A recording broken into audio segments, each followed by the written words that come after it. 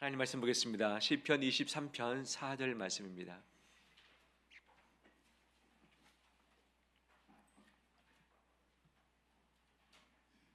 (23편 4절) 말씀 우리 함께 읽겠습니다. 내가 사망의 음침한 골짜기로 다닐지라도 해를 두려워하지 않을 것은 주께서 나와 함께 하심이라. 주의 지팡이와 막대기가 나를 안위하시나이다. 아멘. 복된 주일 주 앞에 나오신 의로운 성도들을 환영하고 축복합니다. 우리 옆에 분들 서로 인사 나눌까요? 한 주간 수고하셨습니다.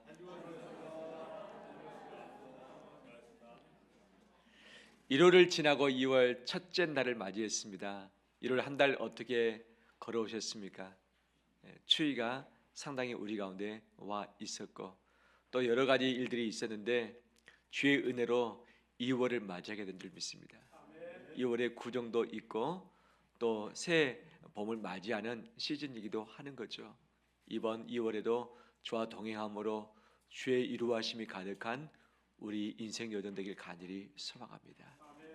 3월에는 또는 이 여름에는 가을에는 겨울에는 어떤 길들이 내 앞에 펼쳐질 것인가 우리는 알 길이 없지만 시편 23편의 말씀이 우리와 함께하는 줄 믿습니다. 다윗은 평생 하나님과 동행했습니다.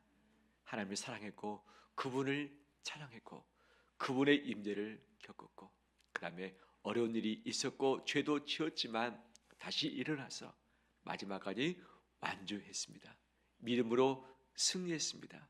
그 다윗이 시편 23편을 고백하면서 하나님을 찬양하고 있는데 23편의 이 노래의 말씀이 착한 동행을 하고 있는 우리의 약속의 말씀이길 간절히 소망합니다.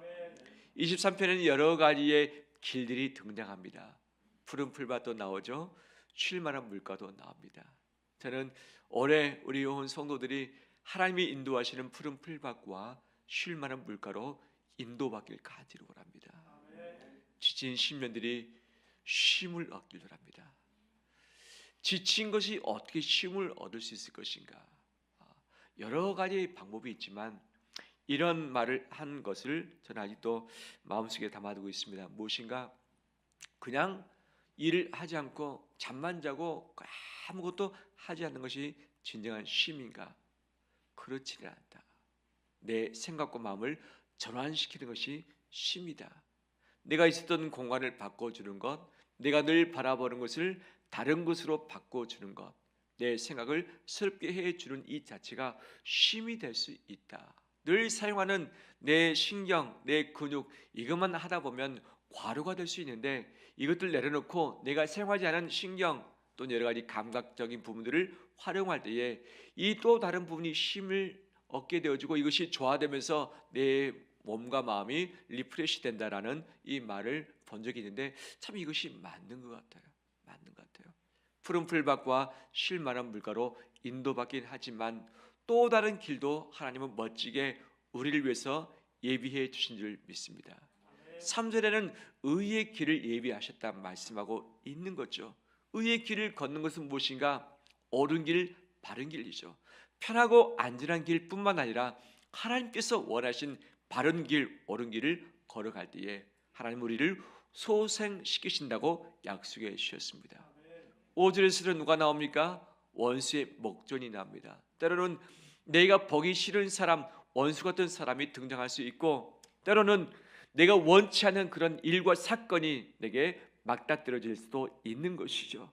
정말 피하고 싶다, 싸우고 싶지 않다, 지긋지긋하다라고 하는 것이 있을 수 있는데 원수가 이제 시퍼렇게 눈뜨고 있는 그 현장에서 하나님 우리에게 밥상을 걸게 차려주시고 이것을 먹게 하시고 기름을 부으셨다는 것은 무엇입니까? 풍성함을 우리에게 허락하셨다는 의미인데 바로 그 찰나에서도 하나님의 먹이심과 풍성케 하심의 역사가 있길 원합니다. 6절에서는 어떤 길이 나옵니까? 주의 선하심과 인자하심이 반드시 나를 따른다. 내가 가는 길에 선하심과 인자하심이 나를 꽉 보호를 한다. 이 보호받는 그 일은 결국 어디를 향합니까? 내가 여호와의 어디에? 집에. 그렇죠. 여호와의 집에 영원히 살리로다. 우리의 마지막은 여호와의 집입니다. 할렐루야. 마지막은 여호와의 집입니다. 새벽에 나가서 하루 종일 고생하다가 바로 지친 몸과 마음이 집에 들어가면 따뜻하게 쉴 수 있고, 그 다음에 먹을 수 있는 곳이 따뜻한 집인 것이죠. 우리의 인생의 여정에 모든 것을 다 마무리하고서 하나님이 예배하신 집에서 주께서 먹이시는 것들로 편하게 쉬게 될 줄 믿습니다. 당장은 추울 때 추위를 피할 수 없을 수도 있고, 또 집의 이사 때문에, 집에 또는 대출의 이자 때문에 허리띠 졸라매면서 고민 가운데 있을 수도 있는 것이죠. 우리 인생이 이럴 때도 있고 저럴 때도 있지만 우리의 마지막은 여호와의 집입니다. 이 세상은 잠깐이지만 여호와의 집은 영원입니다.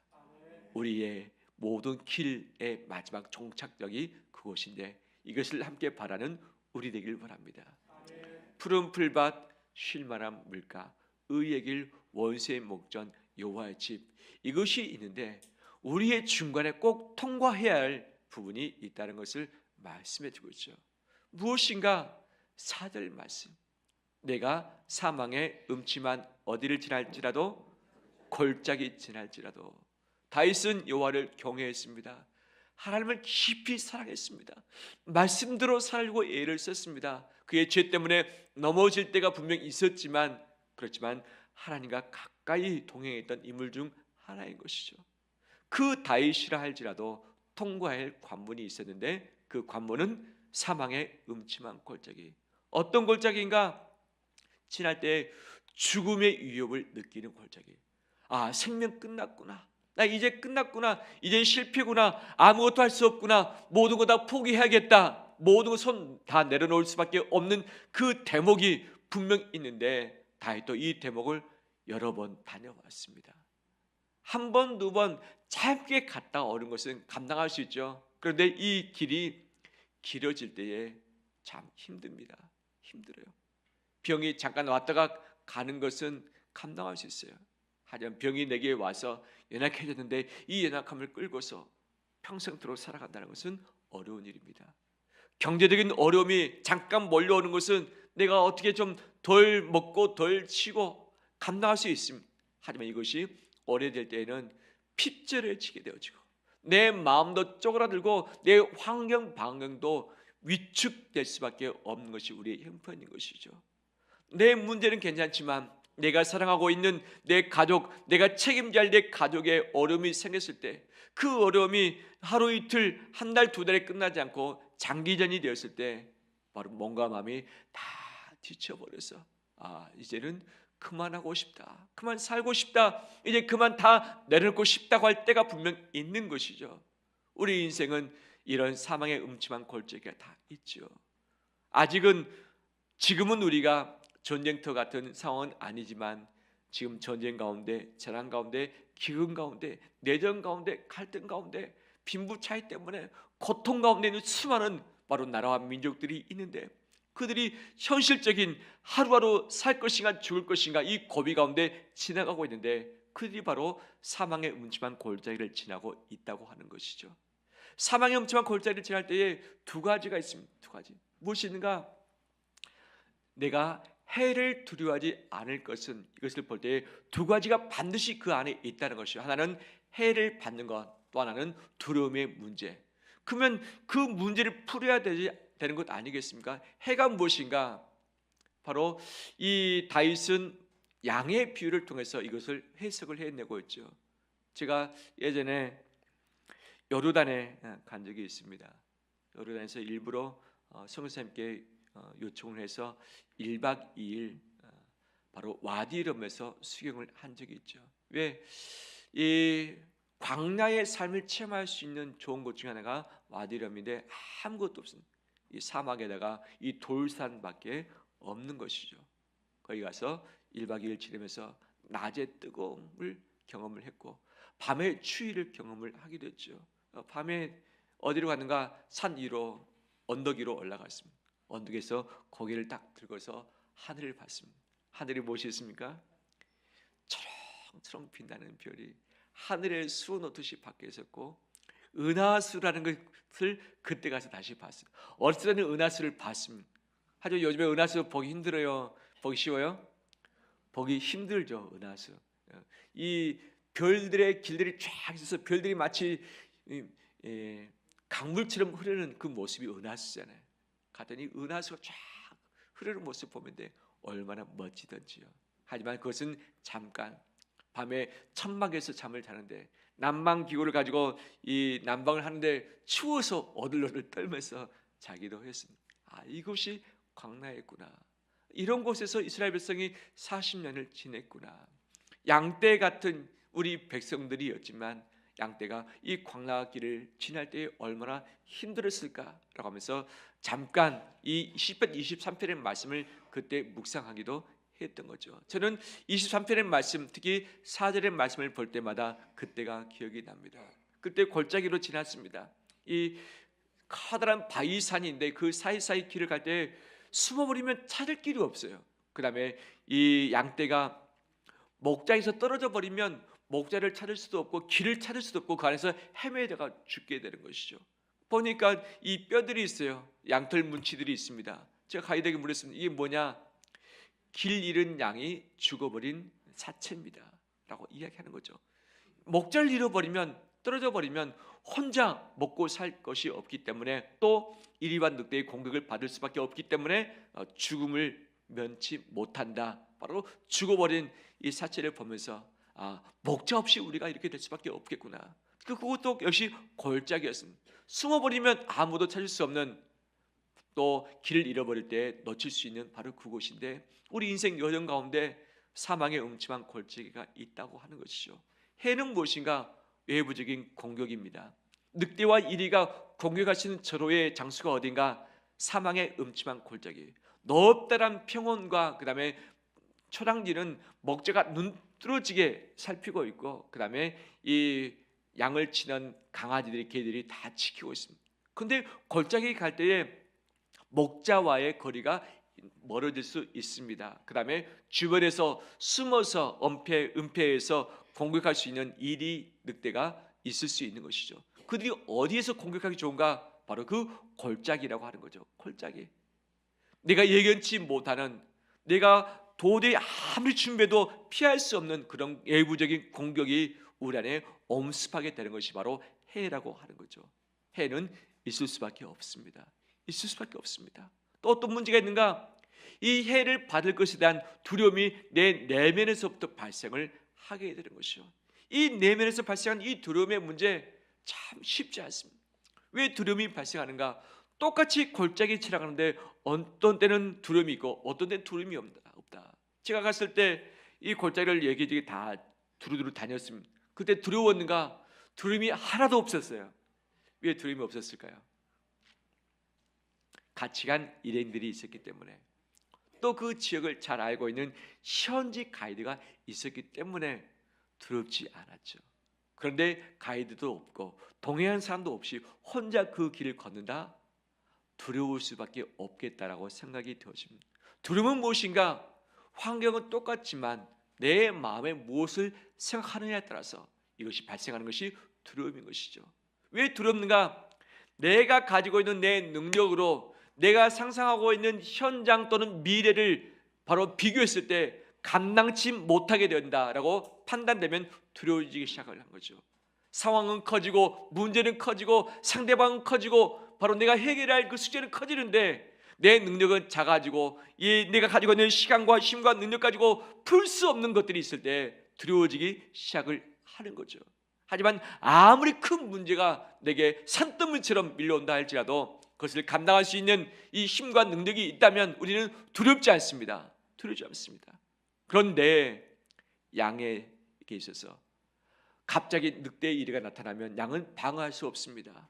몸이 약간 비대합니다. 다리가 짧습니다. 도망가기 쉽지 않습니다. 시력도 약합니다. 귀는 박습니다. 그렇기 때문에 부스럭부스럭 소리를 다 듣습니다. 상당히 민감해서 깜짝깜짝 놀라는 것이 양인데 스스로 자기 자신을 방어할 수 없는 것이죠. 그렇기 때문에 두려움이 늘 발생을 하게 되는 것이 양의 습성이라 할 수 있겠지요. 우리 안에 두려움이 있습니다. 특히 요즘 한국 사람들은 두려움을 많이 겪습니다. 무엇을 두려워하는가? 무엇을 두려워하는가? 현재를 가지고 두려워하는 것은 작습니다. 미래 아직 일어나지 않은 일들 가지고 미리 상상해서 두려워지는 것이 몇 퍼센트인가? 바로 심리학자들이 연구하기로는 95%. 두려움, 걱정, 염려 95%가 아직 일어나지 않은 미래의 것을 미리 가져와서 내가 이것을 현재 내 마음에서 누리게 되는 것이 두려움의 문제라고 하는 거죠. 요즘 무엇 때문에 두려워하십니까? 무엇 때문에 고민합니까? 무엇 때문에 염려합니까? 무엇 때문에 마음 아파합니까? 현재 문제입니까? 아니면 현재 문제를 가지고 미래를 점쳐보니까 미래에 이런 일이 벌어질 것 같다라고 상상해서 소설을 쓰면서 미리 그 현장에 내가 내 미래를 갖다 놓고서 그 현장에서 겪고 있는 두려움을 오늘 내가 겪고 있지는 않습니까? 바로 이것이 내 안에 있는 마음의 두려움의 문제인 것이죠. 사망의 음침한 골짜기, 해에 대한 부분도 있고 두려움에 대한 부분이 있는 것이죠. 이것이 공존하는 것. 그러면 이것을 어떻게 해결할 것인가?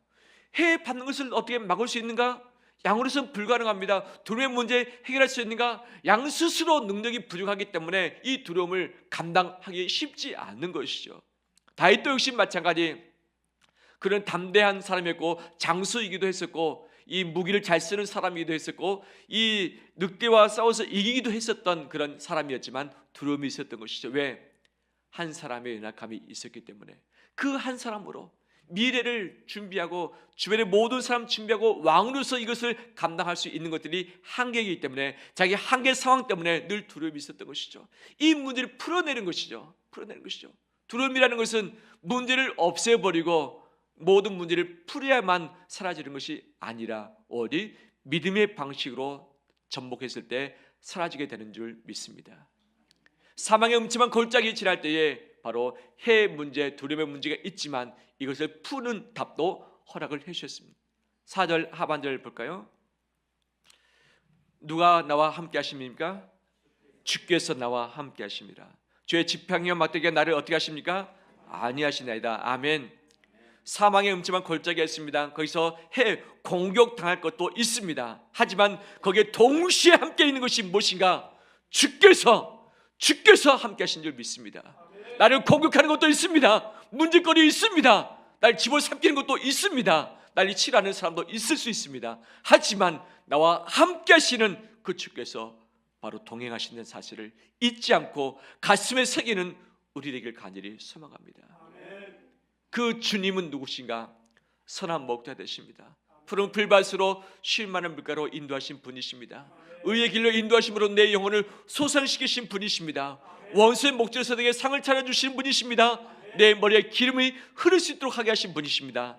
선하시가 인자하심으로 나를 이끌으시사 영원한 집 그곳에서 머물게 하실 수 있는 분이십니다. 하나님보다 큰 사람은 없습니다. 하나님보다 두려운 대상도 없습니다. 하나님이 가장 크시고 위대하신 분이십니다. 그분에게 능력이 있으시고 지적인 힘이 있으시고 무소부재하시기 때문에 싸워서 이길 수 있는 대상이 아무도 없는 것이죠. 그분은 만군의 여호와입니다. 만군의 여호와 체바요. 바로 힘 있는 장수의 여호와, 싸움에 능하신 여호와, 한 번도 져본 적 없는 여호와이십니다. 수많은 인생의 문제가 나를 엄습할 때에 기억할 것은 그 문제가 아니라 이 문제를 해결하실 하나님인 줄 믿습니다. 하나님이 함께 계시기 때문에 나는 지지 않습니다. 잠깐 넘어질 수 있지만 하나님의 오른손으로 나를 붙드시사 이렇게 세우신다고 약속해 주셨습니다. 바울이 로마로 가는 길 중에 유라굴로 광풍을 만났습니다. 276명 배가 다 깨져버렸습니다. 다 사람들이 죽겠다 아우성이고 모든 구원의 여망마저 사라져버릴 때에 그 밤중에 하나님은 바울에게 나타나셨습니다. 바울아, 안심하라. 내가 너와 함께 할 것이고 이 모든 사람 내가 너의 손에 붙여줬다. 한 명도 죽지 않을 것이다 말씀해 주셨습니다. 바로 유라굴로 광풍 하나님은 허락하셨습니다.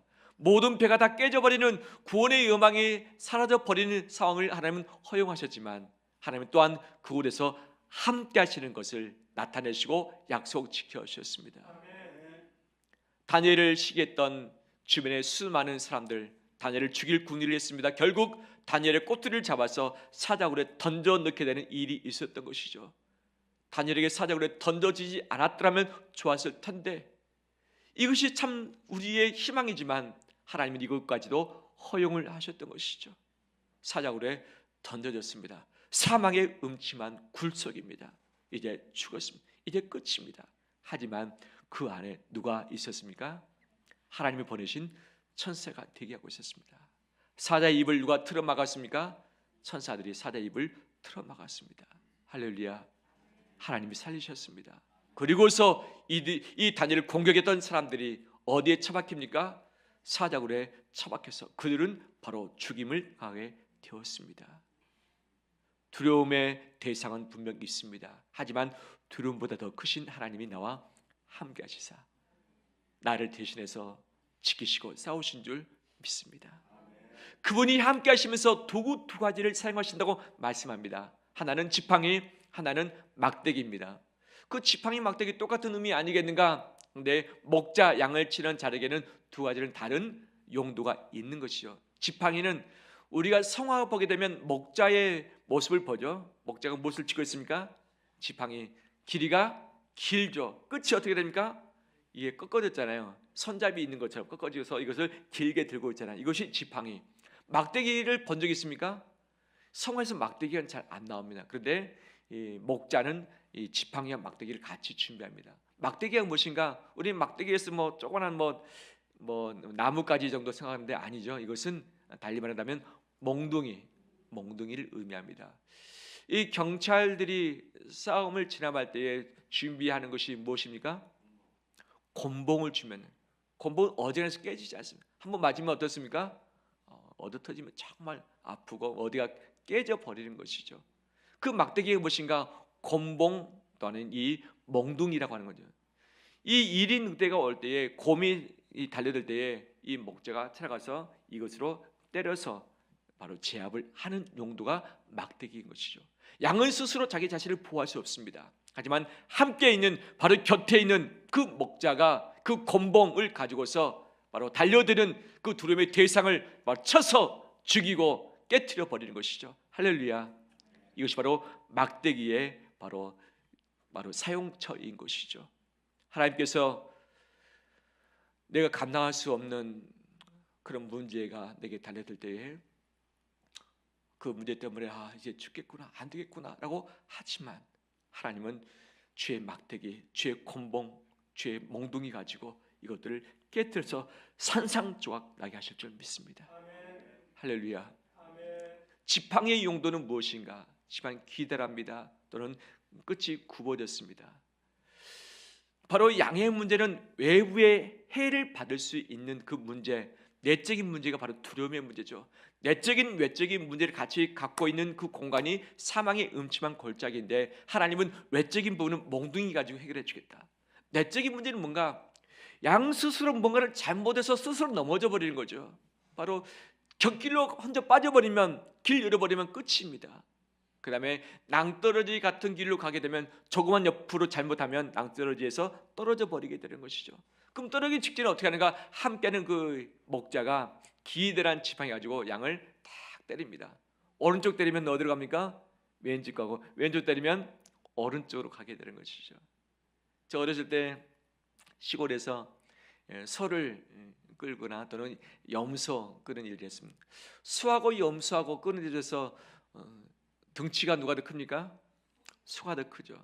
근데 끌고 다니는 데 있어서 누가 더 힘들까요? 염소가 힘들죠. 소는 말을 잘 듣잖아요. 이랴 이랴 하면 딱 가고, 그다음에 줄로 또는 조금 막대기가 탁탁 치면 잘 말 듣습니다. 염소는 어디라서 말을 잘 안 들어요. 막 주인을 끌고 다니는 거잖아요. 결국에는 주인이 원하는 대로 갔는데 끌고 다니잖아요. 말을 정말 잘 안 듣죠. 근데 막대기 가지고 딱딱 치면 반대로 가는 것이죠. 우리의 잘못된 판단, 우리의 잘못된 선택으로 말미암아 곁길로 갈 때가 있어요. 때로는 욕심 때문에, 잘 모르기 때문에, 앞길이 안 보이기 때문에 엉뚱한 것을 선택할 수가 있어요. 걱정하지 마세요. 내가 잘못 선택하면 어떻게 될 것인가? 잘못 선택한다 할지라도 그 순간 하나님의 지팡이가 나에게 작용됩니다. 나를 다닥 때립니다. 근데 잠깐은 아플 수 있어요. 하지만 그 아픔은 내게 생명 줄 것이고 바로 하나님께서 원하시는 그 길로 안내하는 도구일 뿐인 것이죠. 주의 지팡이가 나를 그렇게 치셔서 바로 선한 길로 인도하실 줄 믿습니다. 지팡이에 구부러진 것은 무엇인가? 바로 숯불에 걸렸을 때, 양이 저 밑에 빠졌을 때 목자가 직접 내려가서 끌고 와야 되는데 끌고 올 수 없는 상황이 있을 수 있잖아요. 그때는 양이 그 지팡이에 구부러진 부분 가지고 딱 내밀어서 다리를 딱 겁니다. 그리고 끌어올리는 것이죠. 끌어올리는 것이죠. 목자가 힘이 세기 때문에 끌어올리지 못할 양은 없습니다. 우리는 간혹 실패할 때가 있어요. 실패 없는 인생은 없습니다.